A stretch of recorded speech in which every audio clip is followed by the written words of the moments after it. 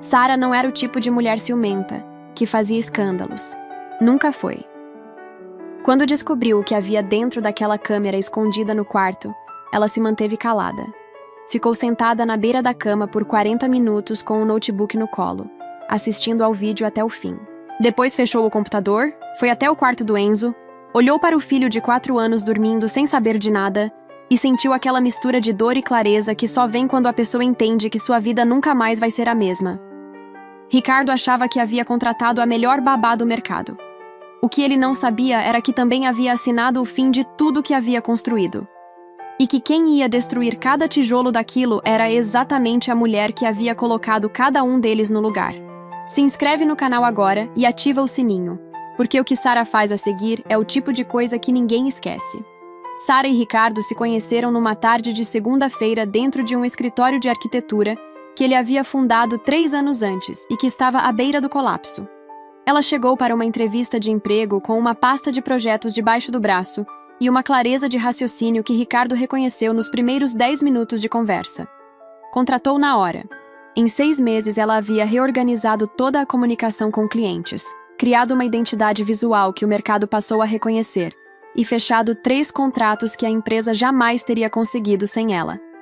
Ricardo era brilhante no que fazia. Tinha visão, tinha técnica, tinha ambição. Mas Sarah era o elo entre o talento dele e o mundo lá fora. Em 2 anos, a empresa havia triplicado de tamanho. Em 3 anos, ele a pediu em casamento num jantar romântico em Paris, perto da Torre Eiffel. Ela disse sim, sem pensar 2 vezes. 2 anos depois, estavam casados numa cerimônia linda numa praia paradisíaca, com as famílias e os principais clientes que haviam se tornado amigos. 1 ano depois, o Enzo nasceu. E Sarah achou que havia chegado no lugar mais completo da sua vida. Trabalho que amava, filho que adorava, homem que havia escolhido. O que ela não sabia era que esse homem já havia começado a fazer escolhas que ela jamais imaginaria. Jéssica chegou na vida deles numa quinta-feira de manhã, indicada por um colega de Ricardo, sorriso fácil e currículo impecável. Sarah estava em reunião quando ela apareceu pela primeira vez. Foi Ricardo quem a entrevistou, Ricardo quem aprovou, Ricardo quem disse que era exatamente o perfil que procuravam para cuidar do Enzo. Sarah aceitou sem questionar. Confiava no julgamento dele. Jéssica era um amor. Muito atenciosa, educada e gentil. Foi numa segunda-feira à noite que o vizinho do andar de baixo bateu na porta com o rosto branco. Tinham entrado no apartamento dele durante o dia. Levaram eletrônicos, documentos, dinheiro que estava na gaveta. A câmera do corredor havia gravado 2 homens entrando pelo terraço, enquanto ele estava no trabalho. Sarah ouviu a história e olhou para aquele apartamento. Grande, bonito, cheio de coisas que levaram anos para conquistar. E sentiu um frio na espinha. Ricardo viajava a trabalho com frequência. Havia noites em que ela e o Enzo ficavam sozinhos. Na manhã seguinte, foi até uma loja de eletrônicos e comprou um sistema completo de monitoramento. Disse para Ricardo e para Jéssica que havia instalado câmeras na entrada, na sala e no corredor, e mostrou cada uma delas. O que não mostrou foi a segunda câmera do quarto, menor, discreta, posicionada num ângulo que cobria a porta do casal. Era só por segurança. Foi o que ela disse para si mesma enquanto instalava. 2 semanas depois, entendeu que o perigo nunca havia vindo de fora. Foram 3 semanas sem nada fora do comum. As câmeras ficavam gravando. Sarah não tinha motivo para assistir. Eram segurança, não vigilância. O que mudou foi uma quinta-feira à noite no jantar. Ricardo comentou casualmente que havia gostado do novo vinho que ela tinha deixado na adega. Sarah parou com o garfo no ar. Ela não havia aberto nenhuma garrafa naquela semana. Perguntou qual garrafa. Ele desconversou. Disse que devia estar confundindo, que estava cansado. Mudou de assunto com a naturalidade de quem pratica. Sarah não disse mais nada. Esperou o Enzo dormir, abriu o notebook e foi direto para as gravações daquela tarde. Ricardo havia dito que tinha reunião até às 6. A gravação mostrava ele chegando às 3h30 e Jéssica abrindo a porta antes mesmo que ele batesse, como quem estava esperando. Os 2 entraram no quarto do casal. A câmera gravou tudo. Sarah assistiu uma vez sem conseguir processar. Assistiu de novo. O quarto dela. A cama dela. O homem que havia pedido ela em casamento em Paris. Fechou o notebook. Ficou sentada na beira da cama no escuro por um longo tempo, sentindo uma raiva tão grande que queria gritar. Pegou o travesseiro e gritou com o rosto enfiado nele. No dia seguinte, depois de passar a noite em claro, ligou para sua advogada. A advogada se chamava Doutora Fernanda Mello, especialista em direito de família com reputação de não perder casos. Sara enviou o vídeo ainda naquela noite e marcou reunião para o dia seguinte. Fernanda assistiu ao material com expressão profissional e disse apenas: "Isso é tudo que precisamos." Em seguida explicou o que aquele vídeo representava juridicamente. Prova inequívoca de traição dentro do lar conjugal, com agravante de ter sido cometida com funcionária doméstica contratada pelo próprio casal. Sara ouviu cada palavra tomando notas num bloco. Fernanda, acostumada a ver mulheres destruídas sentadas naquela cadeira, observou Sara com algo próximo de admiração. "Como você está?" perguntou no final da reunião. Sara guardou o bloco na bolsa e respondeu sem hesitar.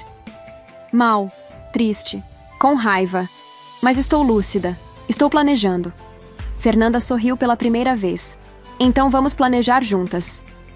O que Ricardo não sabia, enquanto chegava em casa naquela noite, beijava o filho, perguntava o que havia para jantar, era que a mulher sentada na cadeira da frente já havia dado o primeiro passo para desmontar cada coisa que ele pensava que era sua. O plano levou 2 semanas para ser montado. Sara continuou indo trabalhar todos os dias, sentando ao lado de Ricardo em reuniões, respondendo e-mails, fechando contratos, enquanto por dentro organizava cada peça do que viria a seguir. Ligou em silêncio para os 3 maiores clientes da empresa, não para contar nada, apenas para fortalecer laços que já existiam. Começou a documentar tudo que havia construído nos últimos anos: projetos, contatos, metodologia, a identidade visual que ela havia criado do zero. Abriu uma conta bancária separada, consultou um contador, registrou um CNPJ. Fez tudo com a mesma precisão cirúrgica que usava para gerenciar a empresa dele. Havia um momento em particular que custava mais. As manhãs em que Ricardo chegava com 2 cafés como sempre fazia, um para ele, um para ela, e ficavam lado a lado revisando a agenda do dia. Nesses momentos, Sara pegava o café, agradecia e continuava trabalhando. Guardava a dor para depois. Ricardo não percebeu nada, porque nunca havia prestado atenção suficiente no que ela fazia para notar quando ela parou de fazer para ele e começou a fazer para si mesma. Na sexta-feira da 3ª semana, Sara chegou ao escritório mais cedo que o habitual. Organizou a mesa, deixou todos os projetos em andamento documentados e arquivados, escreveu um relatório completo de transição e deixou numa pasta com o nome de Ricardo. Às 9 da manhã, ele chegou com 2 cafés como fazia todo dia. Ela deixou ele colocar o café na mesa. Deixou ele sentar. Deixou ele abrir o computador. Então disse o nome dele uma vez. Ele olhou. Ela o encarou com uma calma que ele nunca havia visto naqueles olhos. "Eu me demito." Silêncio. Ele a encarou e deu uma risada curta. "Que piada é essa, amor?" "Não é piada. Eu sei sobre você e a Jéssica. Tenho tudo gravado. O dia, a hora, tudo que vocês fizeram naquele dia em que você voltou mais cedo para casa sem me contar." Ricardo ficou mais branco que a parede do escritório. Abriu a boca, gaguejou. "E... eu? Do que você está falando, Sara?" Ela continuou sem alterar o tom. "Minha advogada já tem o material e nos próximos dias vai entrar em contato com você. Estou pedindo demissão agora." "Sara, pelo amor de Deus, você ficou louca? Eu não fiz nada, eu... Tenho uma câmera no nosso quarto. Instalei por precaução." Ela cruzou os braços, expressão fria. "E não é que foi uma boa decisão?" Ricardo começou a suar. "Sara, vamos conversar, calma." Ela levantou a voz pela primeira e única vez. "Eu não consigo olhar para sua cara. Você é um mentiroso, um traidor. Como você consegue dormir à noite?" Algumas pessoas olharam curiosas para a sala de vidro. Ricardo não soube mais o que dizer. Sara pegou a bolsa, deixou a chave do escritório sobre a mesa e caminhou até a porta. Ele se levantou. "Sara, pelo amor de Deus, me escuta." Ela parou com a mão na maçaneta sem virar. "Você tinha tudo." A voz voltou baixa, firme, sem tremor. "E escolheu isso." Abriu a porta e foi embora. Ricardo ficou parado com o café esfriando na mão, sem conseguir formar uma frase. A mãe de Ricardo ligou naquela mesma noite, preocupada com o sumiço do filho, que havia cancelado um jantar em família sem explicação. Sara atendeu. Contou tudo com calma, sem dramatizar, sem exagerar. A voz da sogra foi ficando mais pesada a cada frase. No final, ficou em silêncio por alguns segundos e disse apenas: "Eu não sabia, Sara. Juro que não sabia." A notícia se espalhou pela família ainda naquela noite. No dia seguinte, Sara ligou para Jéssica e marcou um encontro rápido num café perto do apartamento. Chegou antes, pediu um café, esperou. Quando Jéssica sentou, Sara a olhou com desprezo.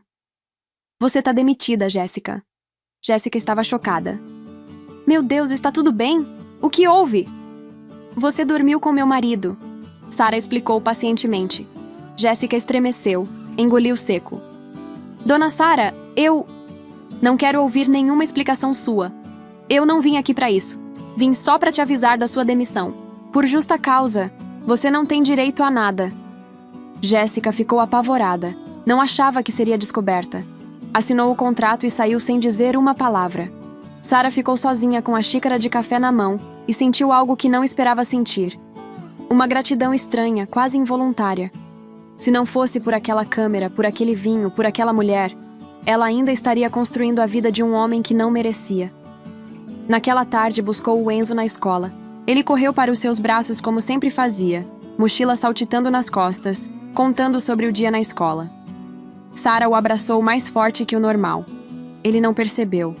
Ela precisava daquilo. Na semana seguinte, Sara abriu oficialmente a própria empresa. Não precisou buscar clientes. Os clientes vieram antes mesmo que ela terminasse de montar o escritório. O primeiro a ligar foi Henrique Bastos, dono de uma incorporadora que respondia por 30% do faturamento da empresa de Ricardo. "Soube que você saiu. Quero continuar trabalhando com você." Sara disse que estaria pronta em 2 semanas. Em 2 dias, mais 3 clientes ligaram com a mesma mensagem. Eles não sabiam dos detalhes da separação. Simplesmente sabiam que o trabalho que admiravam tinha nome e sobrenome. E esse nome não era Ricardo.